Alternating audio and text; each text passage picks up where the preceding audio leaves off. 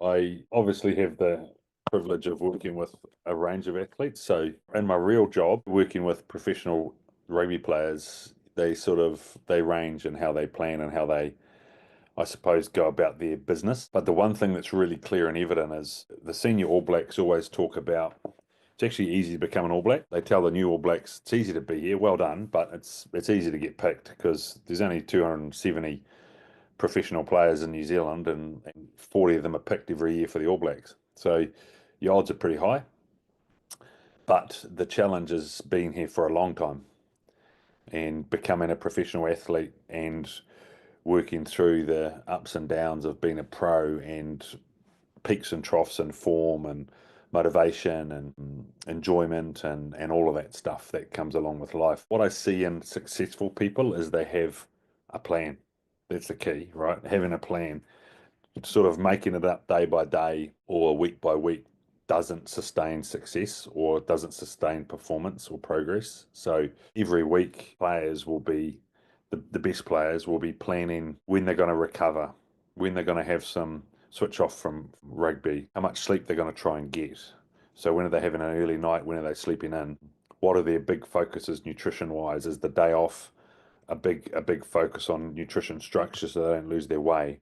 When are they going to do some extra work on their game? That's a weekly process, and I think if we go away from rugby players and go to maybe let's say endurance athletes that are trying to train 20 hours a week and have a job and a family, then planning your week becomes probably more important than when you're a pro, because when you're a pro you don't have to worry about anything else but your craft.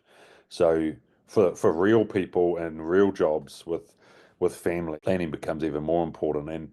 And I've gone through my ups and downs with my training and my sort of, I suppose, my work-life balance.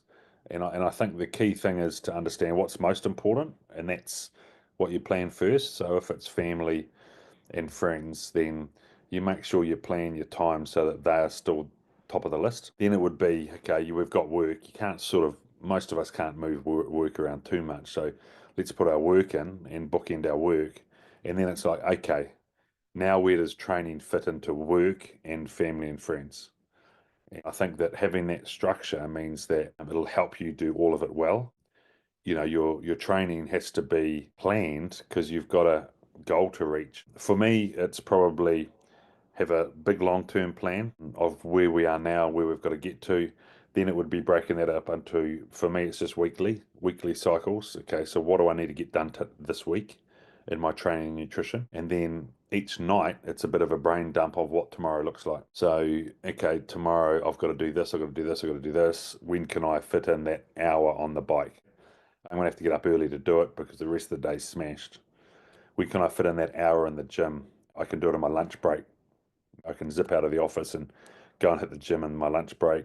Don't have to get up early. Fantastic. Still got home with the family at night. All good. So I think it's a matter of chunking it, long-term plan, small blocks of a plan, and then a daily check-in of how the next day is going to look.